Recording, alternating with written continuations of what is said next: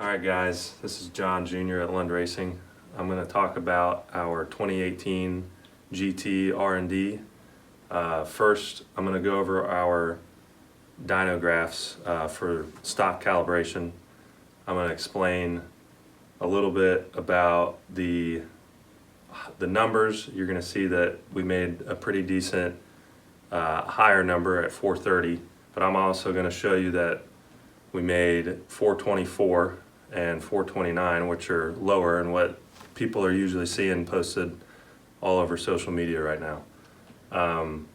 After I talk about this, I'm going to go through in progression showing what we made tune only, and then I'm going to show what we made with the JLT, and then I'm going to show what we made with the JLT in the 85. And this is all on our orange MT82 car.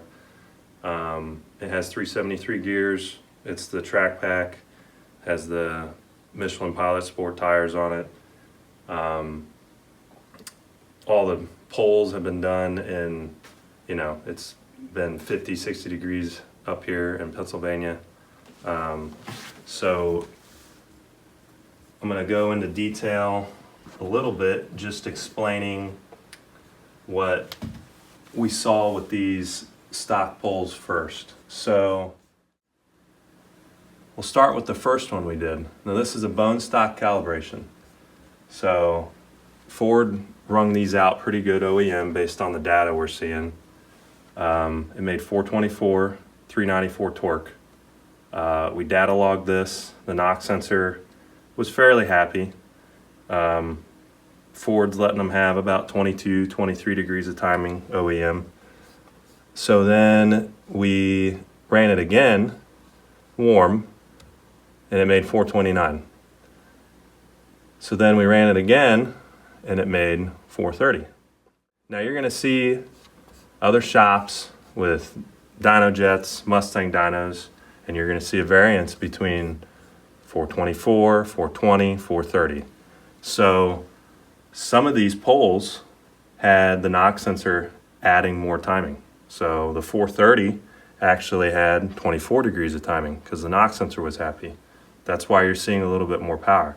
What this does is it may skew your baseline. So if you have this baseline and you get a tune, that tune may or may not pick up what you expect it to pick up, because there's always going to be a limitation to what the knock sensor wants to do. And from our strategy with tuning, we are going to leave cushion with pump gas, because there's going to be variability in the quality of the fuel from pump to pump and from season to season. So we want to keep that cushion there, much like what Ford does OEM with their calibrations. So, and we're going to be setting our tunes up for being able to run on bare minimum 91 octane, just so that there's enough octane in there to be able to add ignition timing and to handle cam timing differences to pick up, more power. So let's go on to what it picked up with a tune. So here is tune only with 93 octane, same tank of gas, versus our highest stock pole. Now, you're going to see some people post up comparisons against this number, and that's going to show a bigger gain. But we wanted to show a more realistic gain. We wanted to show our highest number against our tune only gain. So it's picking up a little over 11 horsepower and around 13 foot-pounds of torque. This is very similar to what GT350s pick up on 93 tune only. Okay, so this one is showing highest stock tune and our tune only versus what a JLT intake picks up. And I also have a backup run of the JLT right there. 449. So it's pretty consistent. We did 2 back-to-back pulls, made 450, 449. So the intake's picking up open hood with the, I think it's 120 millimeter MAF tube. It's picking up about 9 horsepower and 2 to 3 foot-pounds of torque. The biggest difference you're going to see is up in the higher RPM. All right, so what I have up now is showing the difference between stock and with 93, JLT with 93, and now we have the JLT with E85. So you can see on E85, it's letting us run a little bit more ignition timing over 93 octane, and due to that, as well as the cooling effect of the ethanol, we pick up some power. We also pick up a good chunk of torque. So you can see it's picking up a lot everywhere across the entire RPM range. We also made a peak power pull, 464, and just to show the comparison against the bone stock lowest pull, if we're going to compare that way, you can see it's a pretty big jump. So we're talking up top almost 40 horsepower, and down low it's 35 foot-pounds of torque. And that's probably a pretty realistic gain. On the GT350s we saw 30 horse and 30 foot-pounds of torque with E85. So, and this is all through factory exhaust with cats. Nothing special going on there.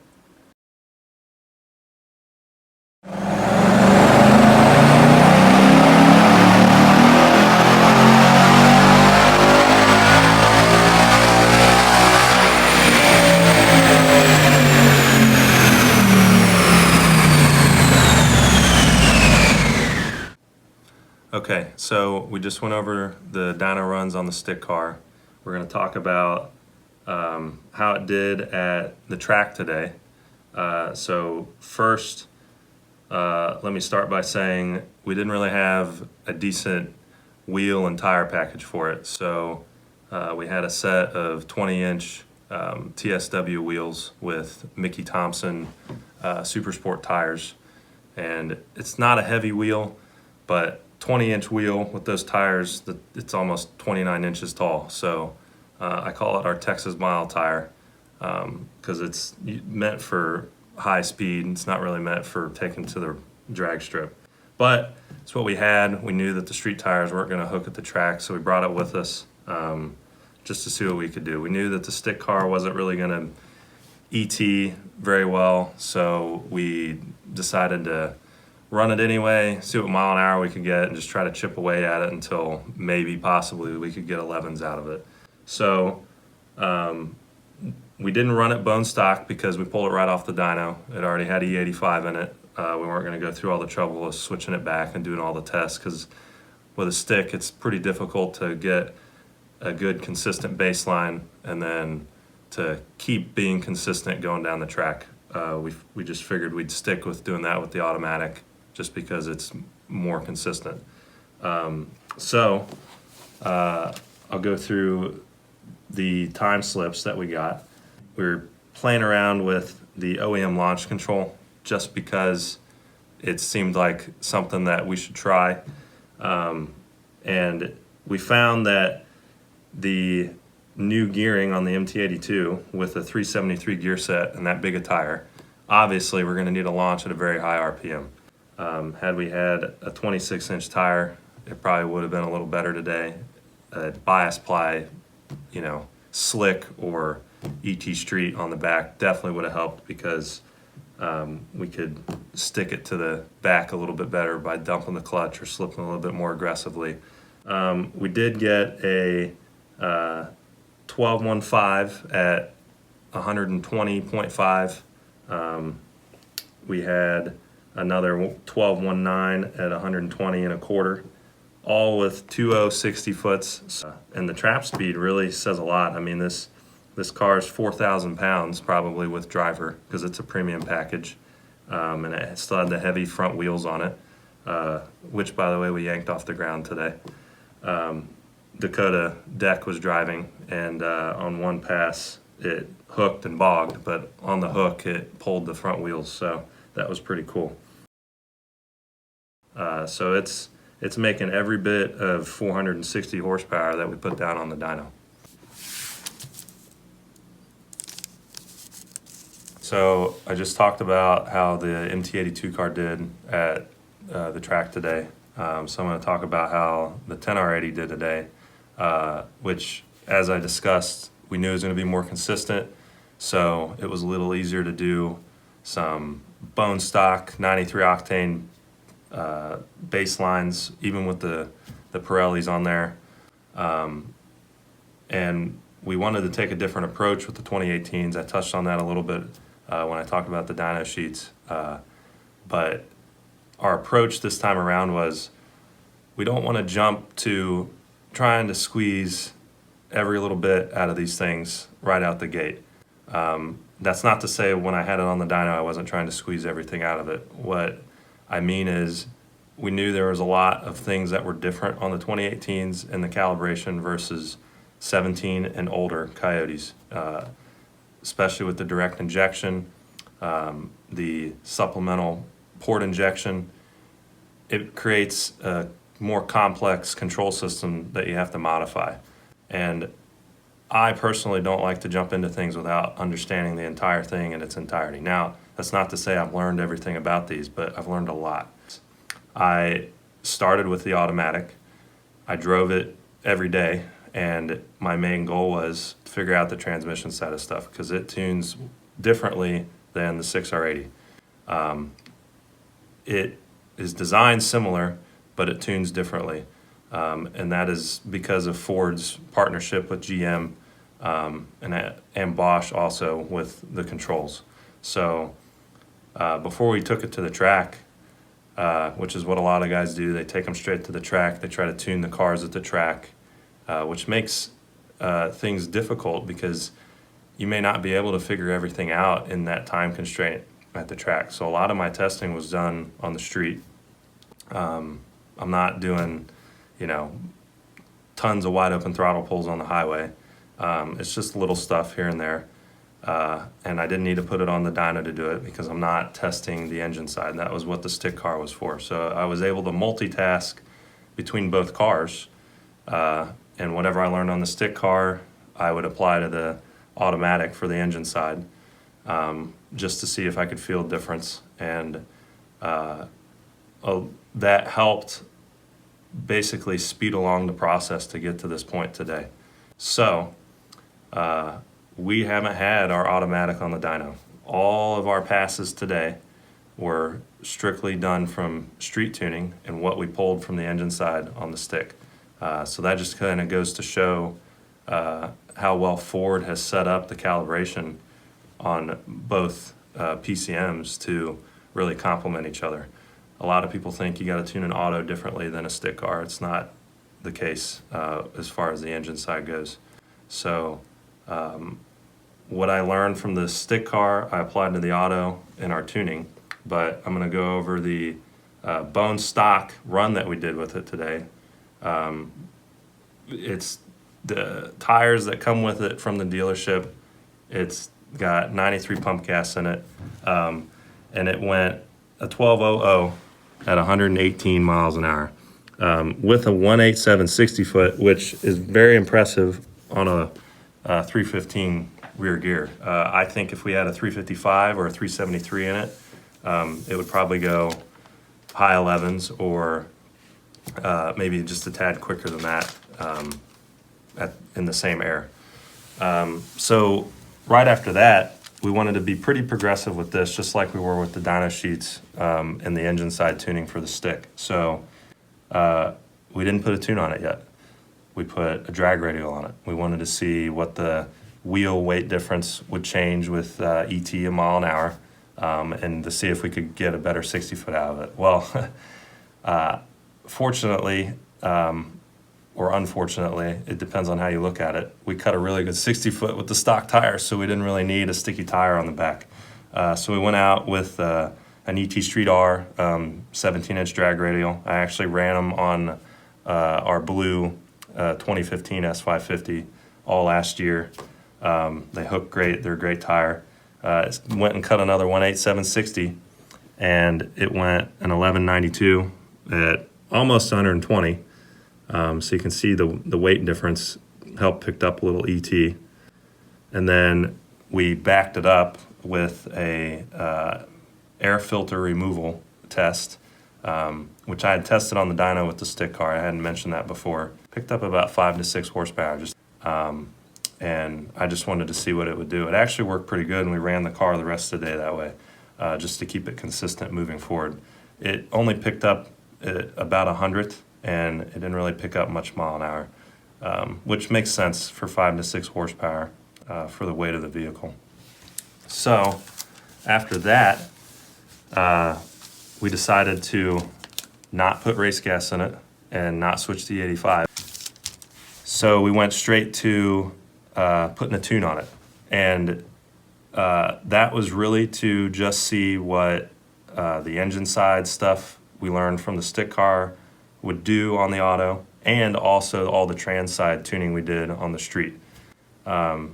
And it made massive gains in ET, more so than any of us thought. We were taking little dollar bets at the office on what it would do, and I think we all lost because we didn't think it was going to go this fast. So it picked up 0.4 and 2 mile an hour. So it went 1156 at 122, and then we hot lapped it, all on the same data log actually, and it went 1161 at 121.7. So the 60 foot improved a little bit.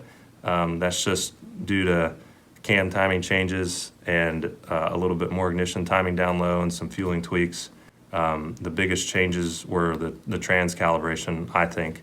The engine side didn't really pick up too much because the ignition timing on these runs were pretty similar to the stock runs, around 22, 23 degrees. That's about all the knock sensor wanted to give me on 93 octane or on this tank of gas. Now on if we had better fuel quality in it, it may run a little better if you got 24, 25 degrees. But we're being realistic with this. We deal with customers every day of the week that have similar issues to what we're having with these data logs, where the knock sensor is either not adding or it's pulling, half a degree.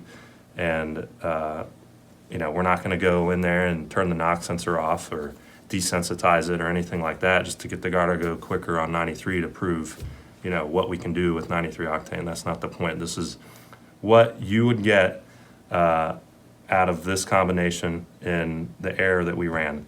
I do want to mention that we did run in pretty good air today, but we're talking it may shed a mile an hour or so if you went to true sea level air, and it may shed a couple tenths. So all the guys at altitude, obviously you guys know what to expect when you correct these numbers for your altitude. The Florida guys, these may be a tad slower, but the biggest point of this is the delta between the baseline and here. So if you baseline your car at the track, which you should in the same way we do, you will see roughly 0.4 difference in ET and 2 mile an hour pickup. And that goes for the dyno sheets too. We're showing the delta so that you know what you get off your base. That's the best way to look at things. Not the final number, but look at what the change in the data was. So after that, we decided to go straight to E85. Based on what we saw on the dyno, we were pretty excited to try this, especially the extra torque it picked up, because we knew that it was probably going to improve the 60 foot, and that would help further improve the ET. What we didn't expect was that it would trap 124 miles an hour, which is pretty impressive because it doesn't have a whole lot more timing added to it. This is about as much as the E85 likes with the 12-to-1 compression. And it went 11.31 at 124. That was the best. The first pass that it actually did was the 11.33. But the 60-foot is what is pretty cool. It did 2 160s today. They're high 160s. But that's really all from being able to shove more timing in down low.